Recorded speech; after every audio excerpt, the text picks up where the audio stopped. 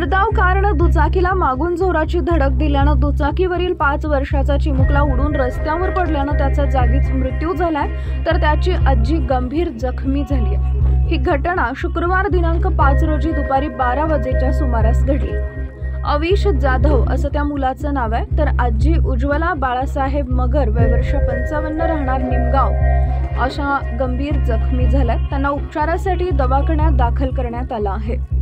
दिलीप शरद माने राहणार कुरवली तालुका इंदापूर हे दुचाकीवरून MH 45X3290 कुरवली कडून निमगावकडे निघाले होते। माळशिरस येथील यादव पेट्रोल पंपानजीक बाळाला तहान लागल्यानं ते पाणी पिण्यासाठी रस्त्याच्या कडेला थांबले होते।